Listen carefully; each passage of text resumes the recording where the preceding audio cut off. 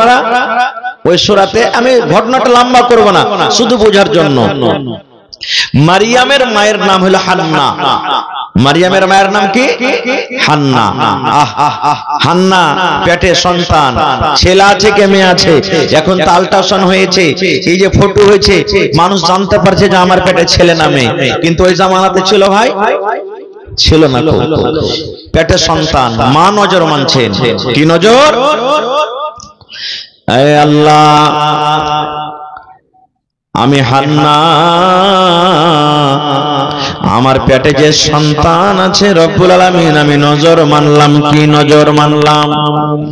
আল্লাহ জি, এই সন্তান যখন আমার দুনিয়াতে আসবে, আমি মা তার কামাই খাবো না, ইনকাম করার টাকার আমার তার দরকার নাই। এ রব্বুল আলামিন, আমার সন্তানকে তোমার ঘরের জন্য আমি ওয়াকফ করে দিলাম, দান করে দিলাম। আল্লাহ, আমার এই ছেলে মসজিদে যাবে, মসজিদে যাওয়ার পর মসজিদে ঝাড়ু দিবি, মসজিদ সাফ করবে, পরিষ্কার করবে, যারা নামাজে মুসাল্লিগণ আসবেন তাদেরকে ওযু করার জন্য পানি দিবে, সব সময় মসজিদে দেখাশোনা করবে। আল্লাহ, আমার এই পেটের সন্তানকে আমি তোমার রাহে দান করে দিলাম। মা নজর মানলেন যে আল্লাহ নজর কি একটা ছেলে দিও, এটাই নজর ছিল, সন্তান। কিন্তু রে সুবহানাল্লাহ, আল্লাহ তাবারাক ওয়া তাআলা বলেন, দুনিয়ার মানুষ তোমরা শুনে নাও, মাস গেল, 2 মাস গেল, 3 মাস গেল, 5 মাস গেল, 7 মাস গেল, ঠিক 8 মাস 9 মাস পর দুনিয়াতে যখন ছেলে জন্ম নিল, মারিয়ামের যখন সন্তান যখন মারিয়ামের মা হান্নার যখন দুনিয়াতে সন্তান হলো, ওরে আল্লাহ, সেটা ছেলে না হয়ে ওইটা মেয়ে দুনিয়াতে জন্মগ্রহণ করলো, মেয়ে দুনিয়াতে হলো, বেটি হলো। মারিয়ামের মা আফসোস করে বলছেন, হান্না, এই আল্লাহ, আমি তো নজর মেরেছিলাম, আল্লাহ তুই আমাকে ছেলে দাও। আল্লাহ ছেলে না হয়ে মেয়ে হলো। আল্লাহ, আমার মেয়ে যখন বড় হবে মসজিদের ভিতরে যাবে, আমার মেয়ে যখন বালিগা হবে, সাবালিগা হবে, 5 দিন 3 দিন 4 দিন মসজিদে ঢুকতে পাবে না, মসজিদে যেতে পারবে না। আল্লাহ, কেন তুমি আমাকে মেয়ে দিয়েছো? আল্লাহ, তুমি কেন আমাকে ছেলে দাওনি? আল্লাহ বলছেন, রে হান্না, আমি আল্লাহ রব্বুল আমিন তোমাকে ছেলে না দিয়ে মেয়ে দান করেছি রে। তোমার এই মেয়ে ওই পাকড় এলাকাতে যত মেয়ে আছে ওদের মতন কিন্তু নয় রে। তোমার এই যে মেয়ে জন্ম হয়েছে এই ডাক বাংলা এলাকাতে যত মেয়ে আছে মেয়েদের মতন নয়। এ হান্না, আমি আল্লাহ রব্বুল আমিন বলি রে, তোমার এই মেয়ের নাম তুমি রাখো মারিয়াম। কে নাম রাখলেন? জোরে বলেন। আর আমরা আমাদের মেয়ের নাম কি রাখবো? ঝাইটনি, উড়ানি, টগরি, পিঙ্কি, রিঙ্কি, টিঙ্কি, এই নামগুলো রাখবো, যেগুলা কোন শরীয়তি নাম নাই। তো ভাই আমার, যদি হান্নার হাতে থাকতো যে আল্লাহ তুমি আমাকে ছেলে দাও, তো ছেলে তার হতো না, হতো না, কিন্তু তার হাতে কি আছে? নেই। আল্লাহ তাবারাক ওয়া তাআলা তাকে মেয়ে দান করলেন।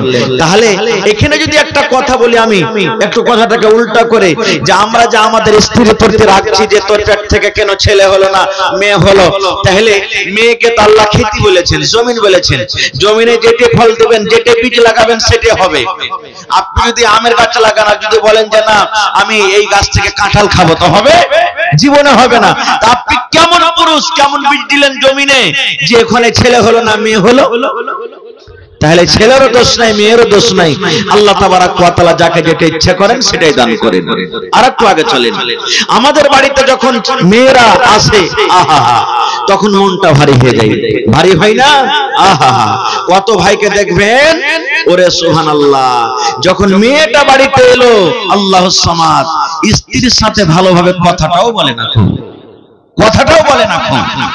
এই জামানায়, এই টাইম কখন ছিল? আজ থেকে 1400-1450 বছর আগে, যখন নবীজি নবী হননি বা নবী হওয়ার আগে জামানায় জাহেলিয়াত বলা হয়, সেই টাইমতে হয়তো কি হতো?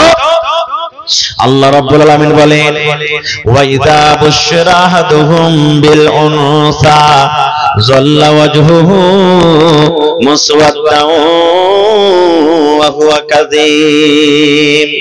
আল্লাহ রাব্বুল আলামিন বলেন, আরে দুনিয়ার মানুষ, ওই মক্কা নগরে, মক্কার জমিনে, মক্কার ভিতরে যখন কোন বাড়িতে মেয়ে জন্মগ্রহণ করত, যখন কোন মেয়ে বাড়িতে আসতো, ওই বাবার মুখখানা কালো হয়ে যেত।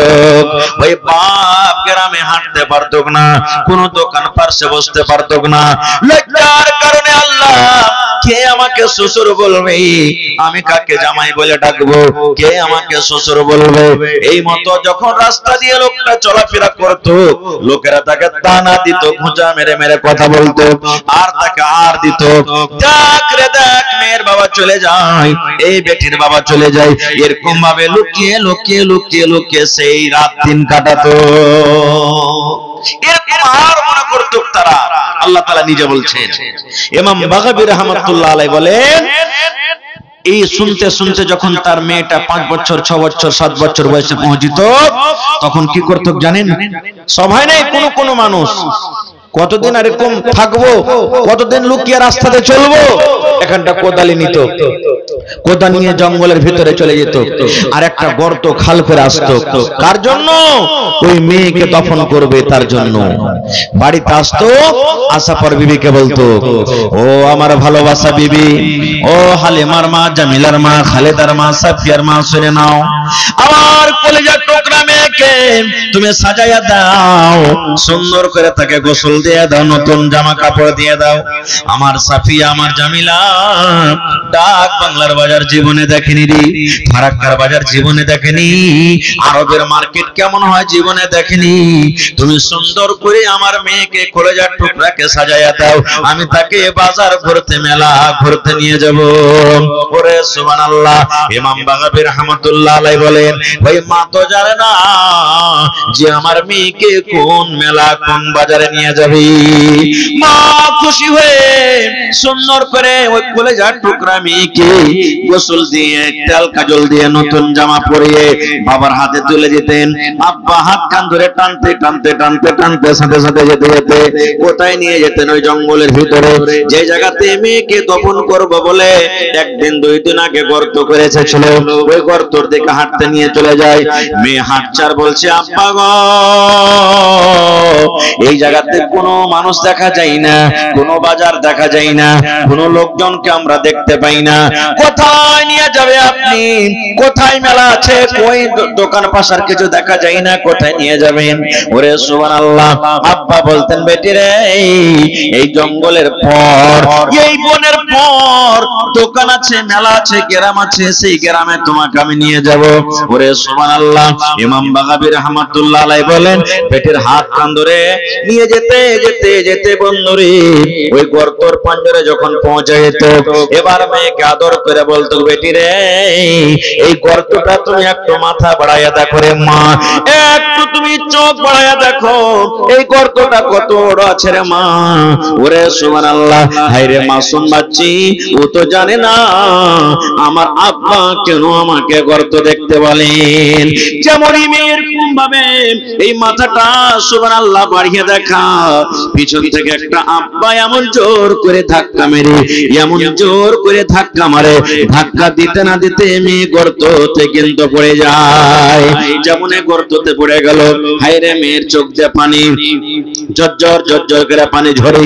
মেয়ে বলতে লাগলো, আব্বা, কি আমি অপরাধ করেছি, কি ভুল করেছি আব্বা, তুমি আমাকে গর্ততে কেন ধাক্কা দিয়ে দিলে? আব্বা বলতো, বেটিরি, জীবনের মতো তুমি আমাকে আব্বা আব্বা আব্বা বলে ডেকে নাও, কারণ আজকের পর তুমি এই লোকটাকে আর আব্বা আব্বা আব্বা বলে ডাকতে পাবে না।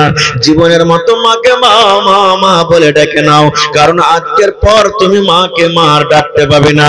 জীবনের মতো তুমি আকাশটাকে দেখে নাও, কারণ আজকের পর তুমি আর এই আকাশকে দেখতে পাবে না। ওরে সুবহানাল্লাহ। যেমনই কথাটা শোনা, হায়রে কলেজার টুকরা মেয়ে পড়ে পড়ে কান্দার বলে, আব্বা কেন এরকম কথা বলছেন? আমি কি অপরাধ করেছি আব্বা, তুমি কেন আমাকে এরকম কথা বলছো? বলছে, বেটিরে, যেদিন থেকে তুই বাড়িতে এসেছিস রে মা, আমি গ্রামে হাঁটতে পারি না। আমার বন্ধুরা আমাকে ঘোঁচা দিয়ে দিয়ে কথা বলে, আমাকে কত রকম কথা বলে, আমি এগুলা সহ্য না করতে পারি। আজকে আমি তোমাকে এই জমিনে দফন করে চলে যাব। ওরে আল্লাহ, ইমাম বাগাবী রাহমাতুল্লাহ আলাইহি বলেন, মেয়ে গর্ততে পড়ে পড়ে আর কান্দে বলে, আব্বা গো, তোমাকে আমি আর আব্বা বলে ডাকবো না, মাকে মা মা মা বলে আর ডাকবো না। যেদিকে আমার নজর যাবে আমি চলে যাব, গ্রামে আর যাব না। আব্বা দয়া করে আমাকে দফন করিও না, মারিও না, আমাকে গর্ত থেকে উঠাইয়ে নাও। আমার দু চোখ যেদিকে যাবে আমি চলে যাব, আমি তোমার বাড়ি আর আমি যাব না। ওরে বন্ধু, একটাও কথা শোনা হয়তো না। আল্লাহর কোরআন বলেন, এরকম করে মেয়ে কাঁদতে থাকতো কাঁদতে থাকতো, কিন্তু হাইরে পাথরওয়ালা দিল আব্বা ওই মেয়ের কান্না না দেখি তাকে জীবিত মেয়েকে দফন করে বাড়ি থেকে রওনা হয়ে যেত।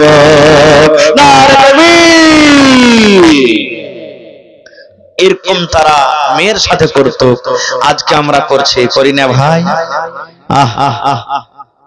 যেমনই স্ত্রীর পেটে সন্তান, চলে গেলাম ডাক্তার সাহেবের কাছে, ডাক্তার বাবু দেখেন তো কি আছে। যদি দেখলাম যে না মেয়ে আছে, তখনই তাকে শেষ করে দিতাম। মক্কার লোকেরা তো মেয়ে দুনিয়াতে আসার পর শেষ করতো, আর আমরা পেট থেকে দুনিয়াতে শেষ করে দিলাম, ওকে দুনিয়ার মুখও দেখতে পেতাম না। হাই আল্লাহ, তাহলে এই জুলুমটা, অত্যাচারটা আমরা বেশি করছি না মক্কার লোকেরা বেশি করতো? আরেকটু আগে চলেন, আল্লাহর নবীর জামানাতে ইহুদি, এই যে আমার ডাক্তার সাহেব ইহুদির কথা বলছিলেন, ওদের স্ত্রীদের যখন হাইজ মাসিক হইতো তখন ওদের বিছানাটা আলাদা করে দিত। 3 দিন 4 দিন 5 দিন যেদিন না পাক হয়ে থাকবে, ওর হাতের ওরা রান্না করা খাবে না, ওকে পাঞ্জরে ঘুমাইতে নেবে না, ওর হাতের কিছু খাবে না। তুই আলাদা হয়ে থাক, তুই না পাক, তোর মতন স্ত্রী এখন আমার বিছানায় আসবে না। এরকম ভাবে তারা স্ত্রীর সাথে করত। সাহাবায়ে কেরাম নবীকে বললেন, ইয়া রাসূলুল্লাহ, ইহুদিরা জানেন কি করে? বলছে কি? বলছে ওদের যখন স্ত্রীদের হাইজ মাসিক হয় তখন ওরা ওদের স্ত্রীকে বলে, তুই আমার বিছানা থেকে আলাদা, তুই আলাদা বিছানায় শুস, তুই আমার জন্য খানা পিনা করবি না, তুই আমার জন্য নাস্তা করবি না, রান্না বান্না করবি না, তুই আলাদা হয়ে থাক, কয়দিন যেদিন না পাকে থাকবি। কিন্তু ওরে সুবহানাল্লাহ, আল্লাহর নবী এলান করে দিলেন, আরে আমার উম্মত, তোমাদের বিবিরা যখন নাপাক হয়ে থাকবে, ও মহিলারা আপনারাও শুনেন, আল্লাহ রাসূল বললেন, যখন তোমাদের এই বিবিরা নাপাক হালাতে থাকবে তখন তোমরা তাদের হাতে খাবে না, এরকম কোনো কথা নয় রে।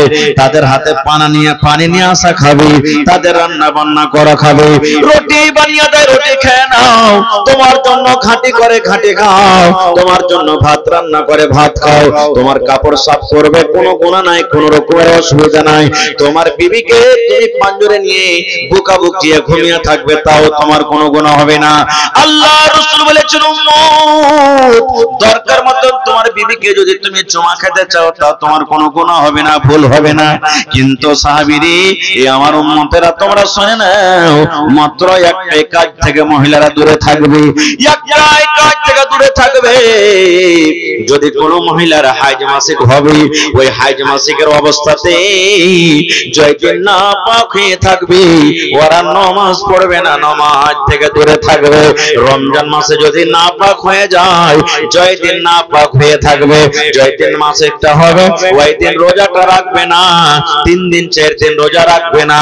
তারপর ভালো হয়ে যাওয়ার পর ওই 9 মাসে আরো 11 মাস বাঁচলো, জয়টা রোজা ছুটবে, ওই রোজা কোটা অন্য মাসে তাকে পূর্ণ করতে হবে।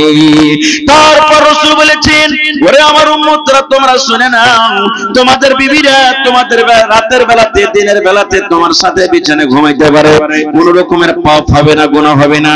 কিন্তু একটা কাজ থেকে পুরুষে তোমরা দূরে থাকবে, সেটা হলো সহবাস, সেটা হলো সহবাস, সেটা হলো হামবিস্তারি।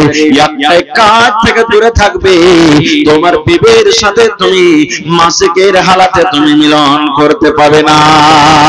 যদি মিলন করে নাও, তোমার পাপ হয়ে যাবে, তোমার গুনাহ হয়ে যাবে।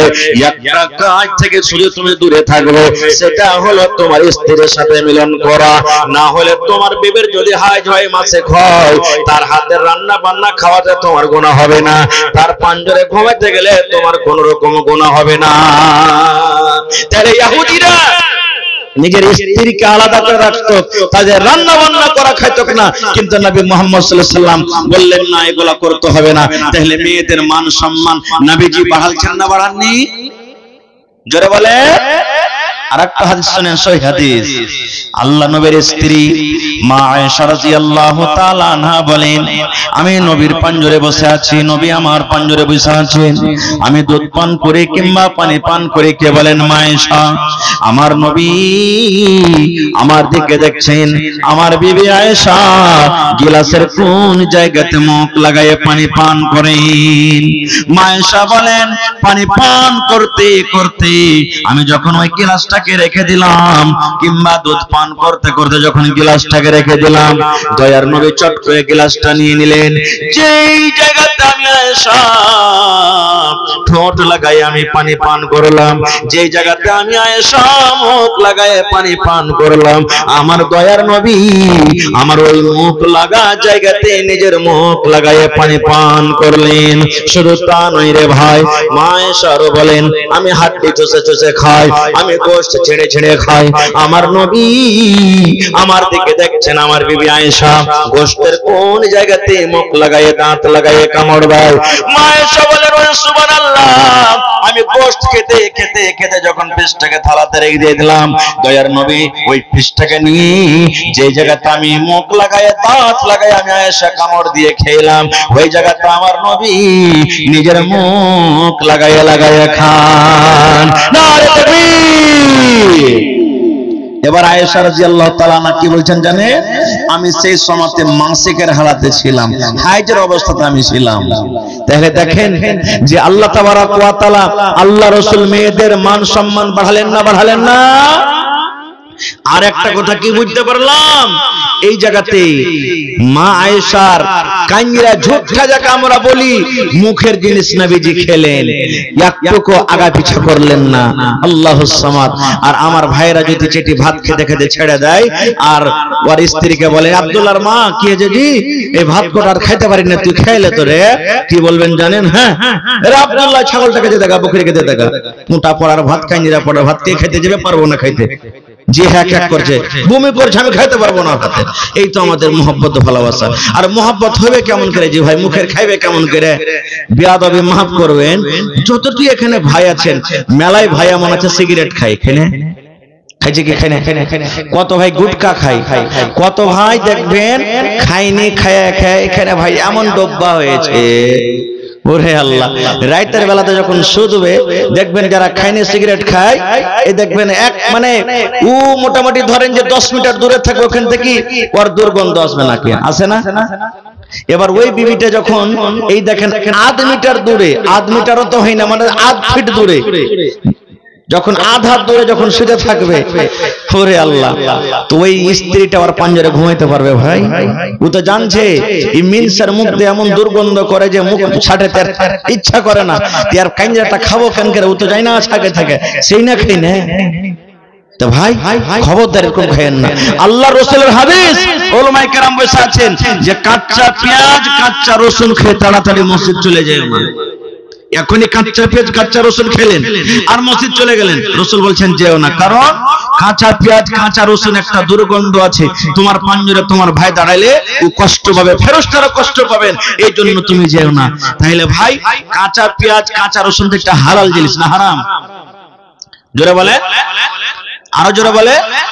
হ্যাঁ, না হলে ওই একটা মৌলানা ওয়াজ করছেন কি পেঁয়াজ খানা हराम है, ब्याज लेना देना हराम है, ब्याज खाना हराम है। ब्याज माने कि सूद। ওইখানে একটা গোপাল ভাড়া মানুষ ছিল, জালসা শুনতে এসে, সোজা মানুষ, কই শালা মৌলবী রে, জীবনে কোনোদিন পেঁয়াজ লাগাইনি, আজ 2 বিঘা পেঁয়াজ লাগালছে, তুই পেঁয়াজ খানা হারাম হ্যাঁ? ও ভুল বুঝে লেছে। বাড়ি যাওয়ার স্ত্রীকে কইছে, আরে কি হয়েছে? যতটা পেঁয়াজ আছে সব থেকে গাড়াতে ফেল। কইছে কেন জি? কইছে মুলবি ওয়াজ করেছে পেঁয়াজ খানা হারাম है। আজই ওয়াজ করতে পেয়েছে মুলবি, হ্যাঁ সালার বেটা সালা মুলবি জীবনে কোনোদিন শুনিনি কথাটা, আজকে 2 বিঘা পেঁয়াজ লাগালছে তো উল্টা পুল্টা ফতোয়া ধরেছে। স্ত্রীটা কিন্তু খুব চতুর চালাক, দেখবেন দুনিয়াতে যে লোকটা বোকা সোজা হবে ওর স্ত্রীটা কিন্তু খুবই 420 হবে, হবে না? খুব হুঁশিয়ার হবে, না হলে সংসার চলবে না।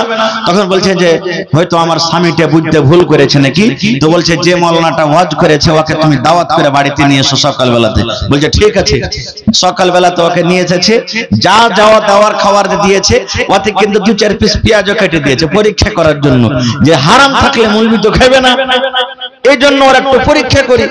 এবার সামনে দিয়েছে, আর খেতে খেতে এক টুকরা পেঁয়াজ নিয়ে যেমন এক কামড় দেওয়া, একবারে খন্ড বেড়ালে এসে মারবো সালা বেটা সালাম মাথাতে। বলছে মৌলভী সাহেব, বলছে কি হয়েছে যে ভাই? বলছে রাইতে তুমি ফতোয়া দিলে যে পেঁয়াজ খানা হারাম, হ্যাঁ তুমি এখন কচকচ করে পেঁয়াজ খেলে, শরম লাগে না তোমাকে, লজ্জা লাগে না? বলছে আরে ভাই আমি পেঁয়াজের কথা বলিনি, পেঁয়াজ বলেছি, পেঁয়াজ মানে সুদ। তো ভাই এই মতো বুঝতে কিন্তু অসুবিধা হবে না ইনশাআল্লাহ। ভাই আমার খরচা হোক, আল্লাহ তাবারক ওয়া তাআলা মেয়েদের মান সম্মান আরো কত বাড়িয়ে দিলেন জানেন? আল্লাহ রাসূল সাল্লাল্লাহু আলাইহি ওয়াসাল্লাম সাহাবায়ে কেরামকে বললেন, ও আমার সাহাবীরা তোমরা শুনে নাও, শুধু সাহাবায়ে কেরামকে মেসেজ আল্লাহ নবী দেননি, কিয়ামত পর্যন্ত যত মানুষ আসবে সমস্ত মানুষের জন্য এটা সংবাদ খুশখবরি। আল্লাহ রাসূল বলেছেন, উম্মত রে, আল্লাহ রাব্বুল আলামিন যাকে 2টা মেয়ে দিয়ে পরীক্ষা করেছেন, যাকে 2টা মেয়ে দিয়ে পরীক্ষা করা হয়, এই হাদিসে 2টার কথা আছে, কিন্তু মেয়ে 2টা হোক কিংবা 1টা হোক কিংবা 5টা হোক কিংবা 7টা হোক, আল্লাহ রাসূল বলেছেন, ও আমার উম্মতেরা, আল্লাহ রাব্বুল আমিন যাকে মেয়ে দিয়ে পরীক্ষা করেছেন, ওই মেয়েকে শক্তি মতন পড়িয়ে লিখে বড় করে দ্বীনি শিক্ষা দ্বীনি তালিম দিয়ে মেয়ে যখন বিয়ের বয়সে হয়ে গেল, একটা ভালো ছেলে ভালো বাড়ি ভালো ঘর দেখে যখন তার বিয়ে লাগিয়ে দিতে পারবে, আল্লাহ নবী বলেছেন, ও মেয়ের বাবা তুমি খুশি হয়ে যাও, খুশি হয়ে যাও, তুমি মনটা ভারী করিও না, আমি নবী আর ওই মেয়ের বাবা জান্নাতের ভিতরে থাকবো। কেমন হয়ে জান্নাতে থাকবো? নবীজি 2টা লোক 2টা অঙ্গলকে ইশারা করে বললেন, ও মেয়ের বাবা, যেমন 2টা লোক অঙ্গল কাছাকাছি হয়ে আছে, পাশাপাশি হয়ে আছে, এই মতো আমি নবী আর ওই মেয়ের বাবা জান্নাতের ভিতরে পাশাপাশি হয়ে থাকবো। সুবহানাল্লাহ। তাহলে বাড়িতে মেয়ে হতে গেলে মনটা ভারী করবেন, জোরে বলেন ভারী করবেন। মেয়ের যদি লালন পালন শক্তি হিসাবে ভালো মতন করেন, আল্লাহ যতক্ষণ আপনাকে শক্তি দান করেছেন, ভালো ছেলে দেখে যদি তার বিয়ে লাগাতে পারেন, তাহলে কার সাথে জান্নাতে যাবেন? জোরে বলেন কার সাথে থাকবেন? আল্লাহর নবী মুহাম্মদ সাল্লাল্লাহু আলাইহি ওয়াসাল্লামের সাথে থাকবে। এবার বলবেন হাজী মাওলানা, নবীজি কি নিজের মেয়েকে ভালোবাসতেন? নবীজির কি মেয়ে ছিল? জি, নবীজির 4 জন মেয়ে, ছেলেরা ছোটতে মারা গেছে। নবীজির বেঁচে থাকা কালে 3 জন মেয়ে মারা গেছেন, আর ছোট মেয়ে ছোট বেটি নবীজির মৃত্যুর পর। আজকে আমরা যখন মরবো তখন মেয়েকে কতটুকু ভালোবাসি? 5টা ছেলে আছে, 5টা মেয়ে আছে, সমস্তকে ডাকবো, একে একে ডেকে বলবো, আব্দুল্লাহ রে, আব্দুর রহমান, খালেদ, জায়েদ, বাকার, কি জি আব্বা? ওরে ডাক বাংলার পাশে যে জমিনটা আছে একবারে ন্যাশনাল হাইওয়েতে, ওই জমিনটা চল, তোরা মরে যাবো কি তোরকে নামে রেজিস্ট্রি করে দিয়ে দি, চল। আর বেটি দেখে বলবো কি, তোরা জমিন নিয়ে কি করবি রে বেটি? তোরকে জমিনের কি দরকার? তোরা জমিনটা ছেড়ে দে, তোরা আসবি ভাইয়ের বাড়িতে, ঘুরবি ফিরবি খাবি যাবি, এরকম জমিনের তোরকে কি দরকার? আমরা তারাকে জমিন দিনে। এরকম হয় কি হয় আপনাদের এলাকাতে? এরকম জোরে বলেন হয়? ভাই মুসলমান, বাপের মৃত্যুর পর, আব্বার মৃত্যুর পর ছেলে মেয়ে যদি বেঁচে থাকেন, তাহলে 1 ভাগ ছেলে পাবে, আর 1 ভাই 1 বেটা যতখানি পাবে, বোনেরা 2 জনে অতখানি পাবে মৃত্যুর পর। কিন্তু বাপ বেঁচে থাকা কালে যদি ছেলেরাকে জমির নামে করতে চাহে, তো মেয়েটাকে যতখানি দিতে হবে ছেলেটাকে দিবে। ভাই যদি মানে বেটা যদি 1 বিঘা পায়, তো জমিনটা বেটাকে 1 বিঘা দিতে হবে। কত দেখবেন হাজী সাহেব, মরবো কি বাঁচবো, হজ করতে চলে যাব, ঘুরতে পারবো কি পারবো না, তো চল রে বেটা জমিন গুলো তোকে নামে করে দিয়ে দি। কেমন করে নামে করবি? ওই তো ওই যে মরার পর যেমন ভাগ করে, যে বেটা তুই হলি বেটা, তো তুই 1 বিঘা নে, আর তোরা 2টা বেটি, তো তোরা 1 বিঘা নে। এটা ভুল হয়ে গেল, ভুল। মরার পর এরকম ভাগ হবে, কিন্তু আপনারা বেঁচে থাকা কালে জমিন রেজিস্ট্রি করতে চাইতে গেলে বেটাকে যতখানি দিবেন বেটি কতখানি দিবেন, এটা শরীয়তের ফয়সালা। এটা তো আমার মহব্বত ভালোবাসা। আল্লাহ রাসূল শেষ দিন শেষ টাইম সোমবারের দিন নবীজি মারা গেছেন। নবীজি বলছেন কই আমার মা ফাতেমা কই? নবীজির ছোট মেয়ের নাম হলো ফাতেমা। কই আমার বেটি ফাতেমা, একটু কথা বলবো। কই আমার বেটি ফাতেমা কই? নবীজির সাহাবায়ে কেরামেরা আঞ্জর পাঞ্জর বসে আছেন, নবীজির বিবিরা পাঞ্জরে বসে আছেন। নবীজি একটা কথা বলবেন বেটিকে, বলছেন কই আমার ফাতেমা কই? ফাতেমাকে খবর হলো। ফাতেমা দৌড়াতে দৌড়াতে নবীর দরবারে এসে হাজির হয়ে গেলেন। আল্লাহর নবী কষ্টতে ফাতেমার চোখ দিয়ে পানি ঝরছে, সরমার করছে। হারে হারে আমার আব্বার কষ্ট, আল্লাহ এরকম কষ্ট তুমি আমার আব্বা জানকে দিয়েছো, এই মতো চিন্তা ভাবনা করছেন। দয়ার নবী ইশারা করে বেটিকে বলছেন, বেটি রে, ও আমার মা কলেজার টুকরা, শুনে নাও, তোমার এই কানটাকে আমার মুখের কাছে লাগিয়ে দাও মা। আস্তে আস্তে করে কথা বলবো, আমার কথাটা যেন আমার বিবিরা না শুনি, আমার কথাটা যেন আমার সাহাবীরা না শুনি। ও মা ফাতেমা, তোমার কানটা আমার মুখের কাছে লাগাইয়া দাও। দয়ার নবী কানে কানে কোন এমন কথা মেয়েকে বললেন, কোন এমন কথা বললেন, আব্বার কথা শুনে বন্ধুরে ফাতেমার চোখ দিয়ে ঝরঝর ঝরঝর করে পানি ঝরতে লাগলো। ফাতেমা কিন্তু কাঁদতে লাগলেন। আল্লাহুস সামাদ কোন এমন কথা নবী বলে দিলেন, আব্বার কথা শুনি ফাতেমার চোখ দিয়ে ঝরঝর করে পানি ঝরতে লাগলো। দয়ার নবী ফাতেমাকে জীবনে কোনোদিন কষ্ট দেখতে পারেননি। নবী বলেছেন যে আমার ফাতেমাকে কষ্ট দেবে, নবী আমাকে সেই কষ্ট দিল, আমি ফাতেমার দুঃখ বেদনা আমি দেখতে পারবো না।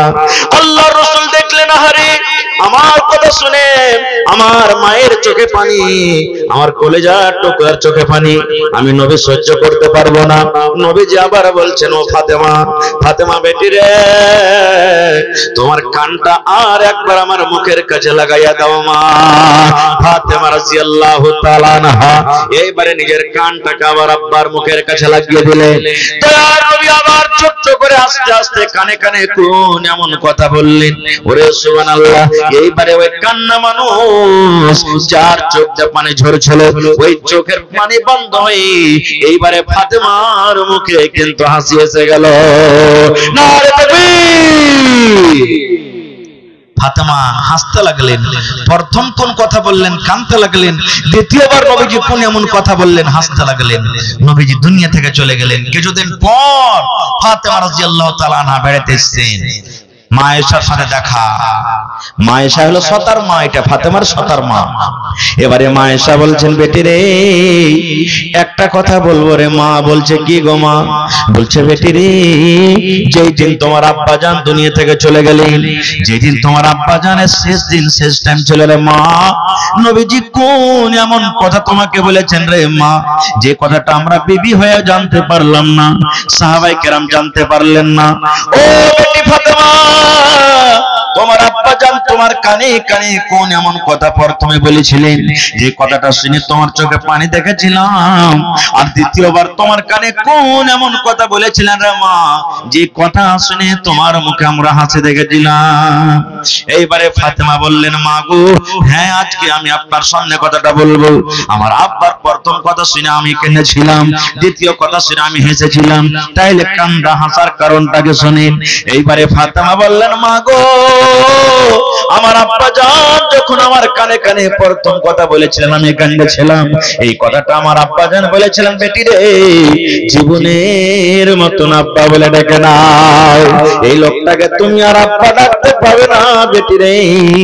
এই লোকটার শেষ টাইম আল্লাহ রাব্বুল আলামিনের আদেশ হয়েছে, আমি এখন দুনিয়া থেকে চলে যাব। মা গো আমি আব্বা দুনিয়া চলে যাবেন, দুনিয়া থেকে চলে যাবেন। আমার আব্বার মৃত্যুর কথা শুনে আমি নিজের মনটাকে থামতে পারলাম না। আমি মনে মনে ভাবলাম, হারি কি আমাকে মা মা মা বলে ডাকবে, কাকে আমি আব্বা আব্বা বলে ডাকবো। এই আব্বার মৃত্যুর কথা শুনে আমি কেঁদেছিলাম। এবারে 2 নম্বরে আমার আব্বা যেন আমাকে বললেন, ও ফাতেমা তুমি কেঁদো না রে মা, কেঁদো না কেঁদো না। আমার মৃত্যুর পর আমার খানদানের মধ্যে, আমার বংশের মধ্যে সব থেকে আগে যার সাথে দেখা হবে সেটা হবে মা ফাতেমা। তুমি ফাতেমা তুমি কেঁদো না, আমার মৃত্যুর পর আমার সাথে যার সর্বপ্রথম দেখা হবে সেটা হবে মা ফাতেমা তুমি। তখন কিন্তু আমি হাসলাম, আরে আমার নসিব কত ভালো যে আমার আব্বার সাথে আমার বংশের মধ্যে সবচেয়ে আমি দেখা পাবো। এই তো তাইলে কয়েকদিন পর আমিও চলে যাব দুনিয়া থেকে, আমার আব্বার সাথে দেখা হবে। তখন কিন্তু আমি খুশিতে হাসতে লাগলাম। কেন বললাম হাদিসটা? নবীজি নিজের মেয়েরাকে কত ভালোবাসতেন যে নিজের মৃত্যুর কথাটা বিবিরাকে জানালেন না, সাহাবায়ে কেরামকে জানালেন না, নিজের কলিজার টুকরা মেয়েকে জানালেন। আর আজকে আমরা জমিন জায়দাদ টাকা পয়সা যখন ভাগ করব তখন ছেলেরাকে আমরা বলবো, মেয়েরাকে একটু আমরা জানাবো না। এই তো আমাদের মহব্বত, এই তো আমাদের প্যার, এই তো আমাদের ভালোবাসা। ভাই মুসলমান, হ্যাঁ, ভালোবাসার জায়গা তো ভালোবেসেছেন, আর যেখানে আদব দেওয়ার জায়গা সেখানে আদব দিতে হবে। কেমন আদব? কত ভাইকে দেখবেন, আহা, শ্বশুর বাড়ি গেছে, মেয়ের বিবাহ দিয়েছে, বিবাহ দেওয়ার পর ফোন আসছে, আব্বু কি হয়েছে বে, কি হয়েছে মা? বলছে আমি তোমার জামাইয়ের ভাত খেতে পারবো না। কেন পারবে না?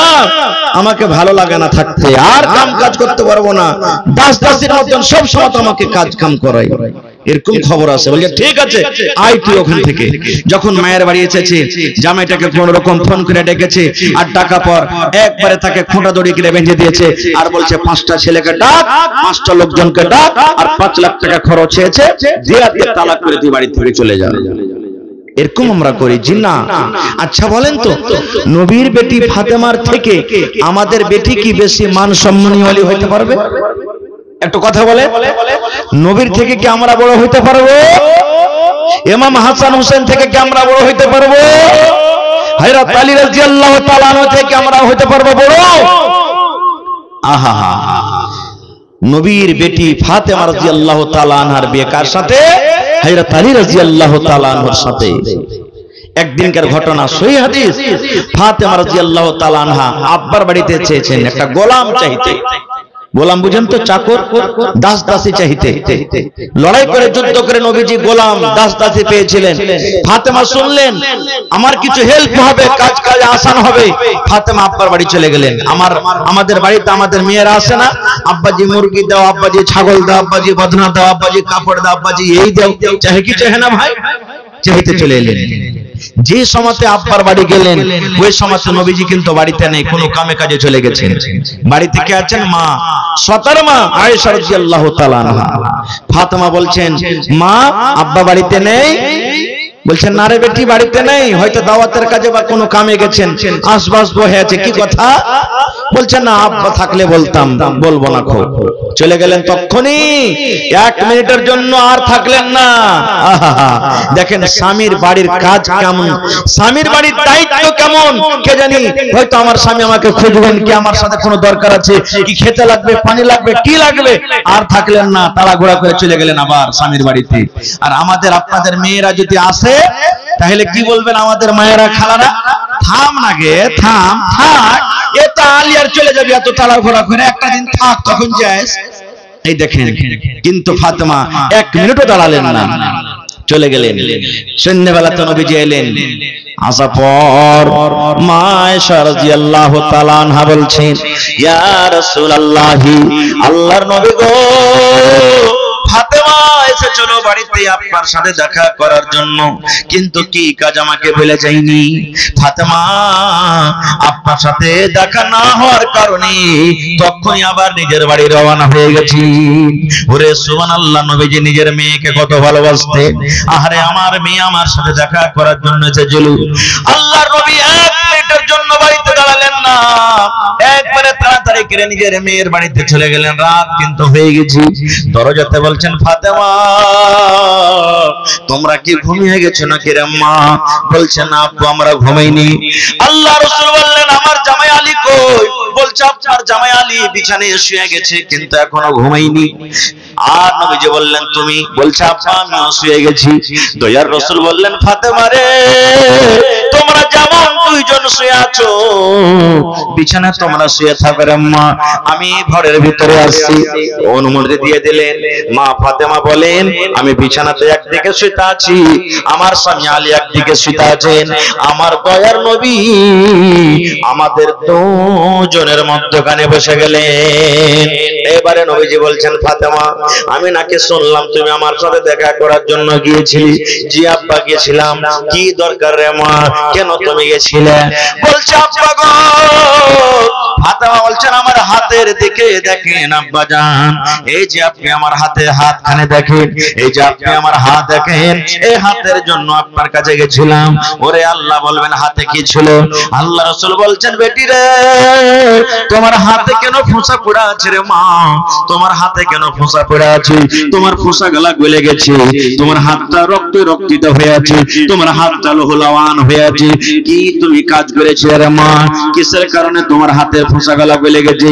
এইবারে ফাতেমা বললেন, আব্বা গো, আপনার জামাইয়ের বাড়িতে আমি কাজ করে করে করে গো আব্বা জান, জাতা টেনে টেনে, জাতা পিছে পিছে, আটা পিছে পিছে, কিংবা কুয়া থেকে ইন্নারা থেকে পানি তুলে তুলে আমার হাতে সমস্ত ফোঁসা গোলা পড়ে গেছে।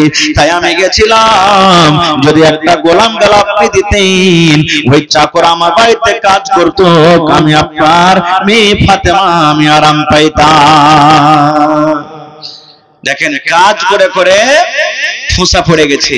এবার আপনাকে বলবো, ফাতেমাটা কে? এটা নবীর বেটি। এখনই শুনলাম, আপনারা শুনলেন নবীর বেটি। তার আগে কি? আল্লাহ রাসূল বলেছেন, মায়েরা খালারা একটু শুনেন গে মা, আল্লাহ রাসূল বলেছেন, যত পৃথিবীতে মহিলারা জান্নাতে যাবে, যত মহিলারা জান্নাতের ভিতরে যাবে, ওরে সুবহানাল্লাহ, সমস্ত মহিলাদের জান্নাতের ভিতরে সরদারনি হবে আমার বেটি ফাতেমা। কে বলেছেন? নবীজি। যত মহিলারা জান্নাতে যাবে, সমস্ত জান্নাতীর মহিলাদের সরদারনি কে হবে? নবীর বেটি ফাতেমা। একটা ফজিলত হয়ে গেল। আল্লাহ রাসূল বলেছেন, আমার নাতি হাসান হোসেন, যার ঘটনা আপনারা শুনেছেন, কত কষ্ট দিয়ে তাদেরকে শহীদ করা হয়েছে। আল্লাহ নবী বলেছেন, যত যুবকেরা জান্নাতের ভিতরে যাবে রে, সমস্ত যুবকদের সরদার নেতা হবে আমার নাতি হাসান হোসেন। এত বড় ফজিলত আল্লাহ তাআলা দান করেছেন। নবীজির বেটি হাসান হোসেনের মা শের আলী খোদার স্ত্রী এবং জান্নাতি মহিলাদের সরদারনি, সে নিজের স্বামীর বাড়িতে জাঁতা টেনে টেনে হাতে ফোঁসা পড়ে গেছে। আজকে যদি আমাদের মেয়েরা যদি এমপির মেয়ে হয়, মুখ্যের বেটি হয়, জেলা পরিষদের বেটি হয়, সরকারের বেটি হয়, তাদের কিন্তু একবার অহংকারিতে থাকা যাবে না। হ্যাঁ, আমি এত বড় নেতার বেটি আর স্বামীর বাড়িতে এসে আমি কাজ করব না, করতে পারবো না। কতরকম আমরা কত কথা বলবো। এইবারে দেখেন, নবীজি মেয়েকে বলছেন, বেটি রে, তুমি আমার কাছ থেকে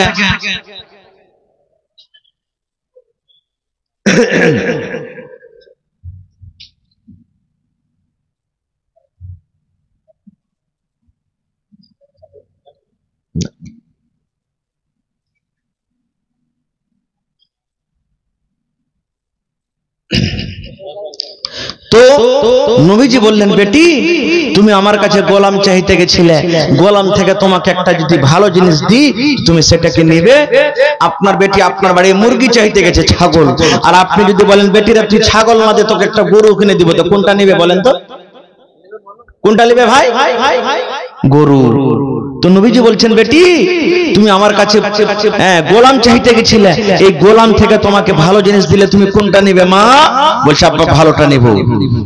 এবার দয়ার নবী বললেন, বেটি রে, যখন তুমি এশারের নামাজের পর বিছানায় ঘুমাইতে যাবি রে বেটি, যখন তুই এশারের নামাজের পর যখন তুই ঘুমাইতে যাবি রে মা, বালিশে মাথা রাখার আগে আগে ঘুম আসার আগে আগে মা বিছানায় বসে বসে 33 বার সুবহানাল্লাহ সুবহানাল্লাহ, 33 বার আলহামদুলিল্লাহ আলহামদুলিল্লাহ, আর 34 বার আল্লাহু আকবার যদি পড়ো রে মা, আল্লাহ রাব্বুল আলামিনের নিকটে একটা গোলাম থেকে এটা বেশি দামি জিনিস। তাহলে এই দোয়াটা শুধু ফাতেমার জন্য নয়, সেটা আপনার জন্য, সেই দোয়াটা আমার জন্য, সেই দোয়াটা আমার মায়েদের খালার জন্য, কিয়ামত পর্যন্ত যত নর নারী আসবে সকলের জন্য। এশারে নামাজের পর যখন বিছানায় ঘুমাইতে যাবেন সুবহানাল্লাহ সুবহানাল্লাহ সুবহানাল্লাহ সুবহানাল্লাহ করে করে করে 33 বার, আলহামদুলিল্লাহ আলহামদুলিল্লাহ আলহামদুলিল্লাহ 33 বার, আল্লাহু আকবার আল্লাহু আকবার আল্লাহু আকবার 34 বার, তিনটাকে নিয়ে 100 বার যে পড়ে শুনে যাবেন। নবী বলেছেন আল্লাহ রাব্বুল আলামিনের দরবারে একটা গোলাম থেকে বেশি ভালো। নারে তাকবীর। হয়নি হবে না হতে পারে না আমার নবীর সাথে কারো তুলনা, হয়নি হবে না হতে পারে না আমার নবীর সাথে কারো তুলনা, হায়রে তুলনা তো দূরের কথা ছায়াও মিলে না, হয়নি হবে না হতে পারে না আমার নবীর সাথে কারো তুলনা। সকল নবী রাসূল ছিলেন আল্লাহর দিবানা, দুনয়নে দেখবো আল্লাহ ছিল তামান্না, আরে মোর নবীকে ডেকে নিলেন, আরে মোর নবীকে ডেকে নিলেন দেখবে রব্বানা। হয়নি হবে না হতে পারে না আমার নবীর সাথে কারো তুলনা, হয়নি হবে না হতে পারে না আমার নবীর সাথে কারো তুলনা। ইউসুফকে দেখে যারা আঙ্গুল কেটেছে তারা কি আমার নবীর রূপ দেখেছে, ইউসুফকে দেখে যারা আঙ্গুল কেটেছে তারা কি আমার নবীর রূপ দেখেছে। আর দেখতো যদি কেটে দিত, আর দেখতো যদি কেটে দিত কলিজা খানা, হয়নি হবে না হতে পারে না আমার নবীর সাথে কারো তুলনা, হয়নি হবে না হতে পারে না আমার নবীর সাথে কারো তুলনা। যার শানে আল্লাহ তাআলা করলেন ঘোষণা, খোলকে আযম আমার শাহে মদিনা, যার শানে আল্লাহ তাআলা করলেন ঘোষণা, খোলকে আযম আমার শাহে মদিনা, মুসলমানে নবী ছাড়া কিছুই মানে না, মুমিনে কোরআন ছাড়া কিছুই বোঝে না, হয়নি হবে না হতে পারে না আমার নবীর সাথে কারো তুলনা, হয়নি হবে না হতে পারে না আমার নবীর সাথে কারো তুলনা। নারে তাকবীর। ভাই মুসলমান, বলার আরো কিছু আছে, 1 ঘন্টার সময় চেয়েছিলাম, সময় কিন্তু পুরে গেল। ভাই আল্লাহ তাবারাক ওয়া তাআলা মা খালাদের মান সম্মান যত বাড়িয়ে দিয়েছেন, তো এরকমই কি বাড়িয়ে দিয়েছেন? আল্লাহ তাবারাক ওয়া তাআলা তাদেরকে কিছু দায়িত্ব দেননি, তাদেরকে কিছু কাজ করতে হবে না? আল্লাহ তাবারাক ওয়া তাআলা যে বলেছেন কোরআনে, ওয়া মা খালাকতুল জিন্না ওয়াল ইনসা ইল্লা লিয়াবুদুন, হে দুনিয়ার মানুষ তোমরা শুনে নাও, জিন এবং মানুষকে আমি তৈরি করেছি যেন আমার ইবাদত বান্দেগী করে। এই মতো মহিলাদেরকে আল্লাহ তাবারাক ওয়া তাআলা কোন এমন কাজ করতে বলেছেন যে কাজটা করতে গেলে আল্লাহ তাআলা তাদেরকে জান্নাত দান করবেন, এটা হলো আলাদা কথা। আল্লাহ যদি বাচ্চা রাখে ইনশাআল্লাহ বিষয় নিয়ে আলোচনা করব। তবে ভাই আজকে হলো কোরআনের মাহফিল, এখানে যত লোক আছেন আশা করছি যাদের বিবাহ হয়ে গেছে নিজের মেয়েকে আপনারা ভালোবাসেন, আর বাড়িতে মেয়ে আছে যাদের হয়নি তো ইনশাআল্লাহ আল্লাহ তাআলা তাকে দান করবেন। তবে নিজের মেয়ের প্রতি মহব্বত ভালোবাসা দেখি 30 পারা কোরআন আল্লাহ আমাদেরকে দান করেছেন। এই 30 পারা কোরআনের দাম আল্লাহ ছাড়া কেউ দিতে পারবে না। বন্ধুরে দেখি 30 জন মানুষ, 30টা লোক 30 পারা কোরআনের জন্য 1 টাকার পারার দাম 1500 টাকা। 500 টাকা করে টাকা একটা পারা কোরআনের দাম। 30 জন ভাইকে দেখবো যদি পারেন যে মাওলানা আমি একাই 15000 টাকা দিয়ে দেব 30 পারা কোরআনের দাম, আলহামদুলিল্লাহ। যদি একাই না পারবেন তা 1000 করে দেন, না পারলে 500 করে দেন।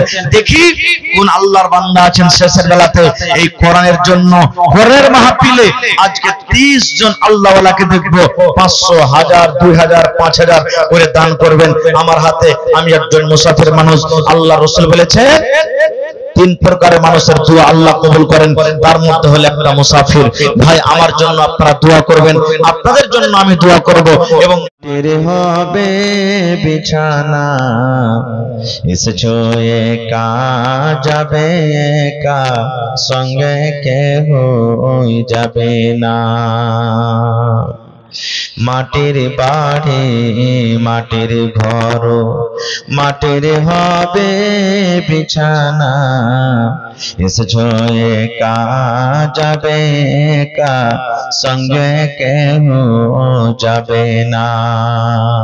এসেছো একা যাবে একা, সঙ্গে কেহ যাবে না।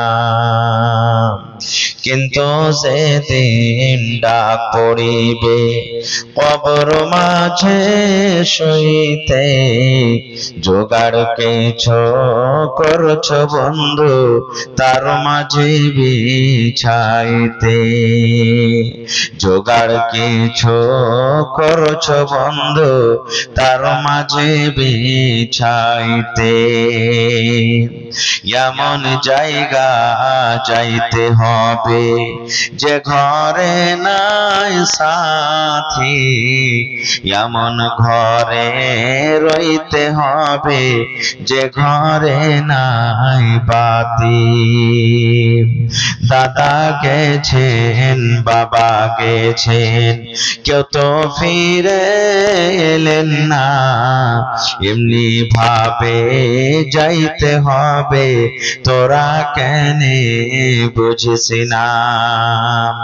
সাদের ছেলে চলে যাবে আর তো ডাকবে না, প্রাণের বিবি চলে যাবে আর তো ঘরে ফিরবে না।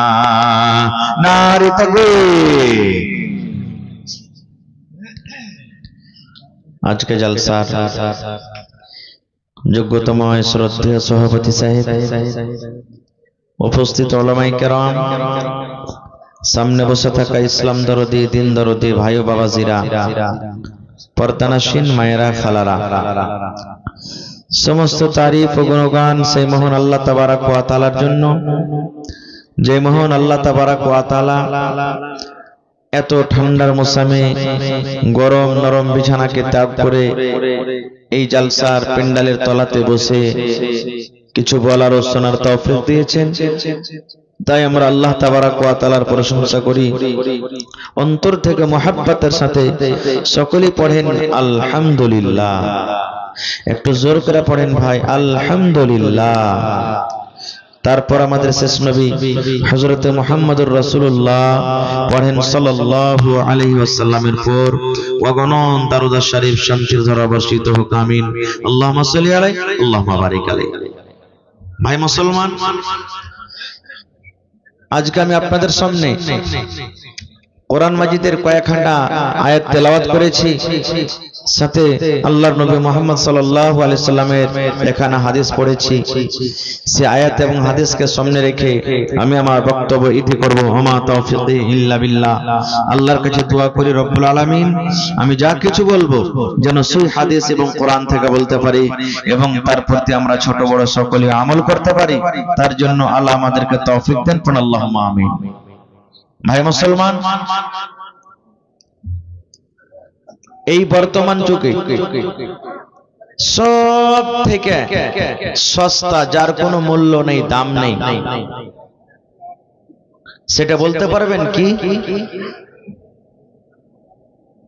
বলতে পারবেন আপনারা? যার কোনো দাম নেই, আমরা দাম দিই না, আল্লাহ এবং আল্লাহ রাসূল মান সম্মান দিয়েছেন। বর্তমান যুগের মানুষ আমরা বলি যে এর কোনো দাম নেই, কোনো ফজিলত নেই। সেটা হলো কে? আমার আপনার মেয়ে, বেটি। বাড়িতে বেটি যখন জন্ম নেয় মনটা ভারী হয় কি হয় না ভাই? একটু কথা বলবেন আমার সাথে, মন ভারী হয় কি হয় না? আর যখন বেটা হয় তখন এই দেখবেন ডাক বাংলা থেকে 5 কেজি মিষ্টি নিয়েছে 10 বন্ধুকে খুশিতে খাইয়ে দিবে, কিন্তু বাড়িতে যদি মেয়ে হয় 1 কেজিও দিবে না তাকে। আহা, কত ভাই এমন আছেন বিয়ে করার পর প্রথম তার মেয়ে হয়েছে, মনে করলো যে এবারে মনে হয় ছেলে হবে, কিন্তু আবার মেয়ে হলো। আবার মনে করলো মনে হয় এবার ছেলে হবে, কিন্তু আবার মেয়ে হলো। 3 জন 4 জন মেয়ে হওয়ার পর কত ভাইকে দেখবেন বা দেখেছি যে স্ত্রীটাকে তালাক দিয়ে দেয়, চলে যা তুই বাপের বাড়ি, তোর মতন স্ত্রীকে রাখবো না, কারণ তোর পেট থেকে শুধু মেয়ে হয়, ছেলে হবে না। কত ভাইকে দেখবো তালাকও যদি না দেয়, স্ত্রীটাকে ভালো মতন কাপড় দেয় না, ভালো মতন খাবার দেয় না। শাশুড়ি বাড়িতে আছেন, ননদ আছে, যা জ্যাঠানি, প্রতিবেশী সবাই ঘুঁচা মেরে মেরে কথা বলে, এই লিস্সি লাগানি, তুই কি বেটার মুখ দেখতে পাবি রে মাগি? আল্লাহ তো তোকে শুধু বেটি দিয়েছে, তুই তো মুখ মুড়ি, তোকে আল্লাহ জীবনে ছেলে দিবে না। এরকম ঘুঁচে মেরা কথা বলে না, বলে না ভাই? এরকম কথা যদি আমার মায়েরা খালারা শুনেন, তাহলে তার মনটা ভাঙবে না, ভাঙবে না? একটু কথা বলেন, মনটা ভাঙবে না, ভাঙবে না? আর এরকম কথা যখন ওই মেয়ে ওই বেটি যখন শুনে মা বাবাকে বলেন, যে আব্বাজি আমার শাশুড়ি মায়ের আমাকে কথা বলছেন, যা জ্যাঠানি ননদেরা কথা বলছেন, বলেন ওই বাবার মুখটা কালো হবে না, হবে না? আফসোস করবে না, করবে না? আল্লাহ তুমি কেন আমাকে মেয়ে দিয়েছো? আল্লাহ দেখেন, স্ত্রী সবাই বানাইতে চাইছে, কিন্তু বাড়িতে যখন মেয়ে হয় তখন মনটা খারাপ হয়ে যায়। এবার বলেন, যদি মেয়ে না হবে, বেটি না হবে, তো স্ত্রী কেমন করে হবে? আপনি আপনার বাড়িতে স্ত্রীকে এনেছেন, ও তো কোনো মানুষের মেয়ে নাকি ভাই? আপনার ওটা কলেজের টুকরা, আপনার কলেজের টুকরার প্রতি আপনার যেমন মায়া দয়া, আপনি যে স্ত্রীটাকে বউ বানিয়ে নিয়ে এসেছেন বাড়ি, ওটা তো কোনো মানুষের কলেজের টুকরা না, নয়? কথা বলেন। আজকে আমি আপনাদের সামনে এই আল্লাহ তাবারাক ওয়া তাআলার পাক পবিত্র কোরআন, কত সূরা আছে ভাই? জোরে বলেন, একটু কথা বলেন ভাই আমার সাথে, কারণ কথা না বললে আমি ভাবো যে আমার কথা বুঝতে পারেন না, কারণ আমরা হলাম বেশিরভাগ উর্দু ভাষী লোক, বিহারি মানুষ। আল্লাহ তাবারাক ওয়া তাআলা কোরআনে 114 খানা সূরা দান করেছেন। যারা পড়ালেখা মানুষ জানছেন, কোরআনের ভিতরে একটা সূরা আছে সূরাতুন নিসা, আছে না নেই? যারা পড়ালেখা মানুষ তারা জানছেন সূরাতুন নিসা। নিসা মানে কি? মহিলা। নিসা মানে কি? নারী, আওরাত। তাহলে এর থেকে মান সম্মান আর কি হইতে পারে ভাই? যে আল্লাহ তাবারাক ওয়া তাআলা মেয়েদের নামে একটা কোরআনে সূরারই নাম রেখে দিয়েছেন সূরাতুন নিসা, কিন্তু কোন পুরুষের নাম দিয়ে সূরাতুর রিজাল বলে কোরআনে সূরা পাবেন না। তাহলে মান সম্মান কে দিয়েছেন? জোরে বলেন, আল্লাহ দিয়েছেন। কোরআনে একটা সূরা আছে সূরাতুশ শুরা, ওই সূরাটাতে আপনি দেখতে পাবেন আল্লাহ তাবারাক ওয়া তাআলা বলেন, পৃথিবীর মানুষ, আমি আল্লাহ তাবারাক ওয়া তাআলা যাকে ইচ্ছা করি ছেলে দান করি, আমি আল্লাহ তাআলা যাকে ইচ্ছা করি মেয়ে দান করি, আমি আল্লাহ তাআলা যাকে ইচ্ছা করি ছেলে মেয়ে দুটাই দান করি, আর আমি আল্লাহ তাআলা যাকে ইচ্ছা করি শুধু ওকে বাঁঝ করে রাখি, একটাও কিছু দিই না। তাহলে ছেলে মেয়ে দেওয়া বা না দেওয়া কার হাতে আছে? জোরে বলে, আল্লাহর হাতে আছে। এতে কি আমার মায়েদের, বোনেদের, বেটিদের কোনো এতে কি হাত আছে যে কেন মেয়ে হলো ছেলে হলো না? জোরে বলে। কোরআন মাজিদ একটা সূরা আছে সূরা মারইয়াম, পড়েছেন আপনারা? কোরআনে একটা সূরা আছে সূরা আলে ইমরান, পড়েছেন?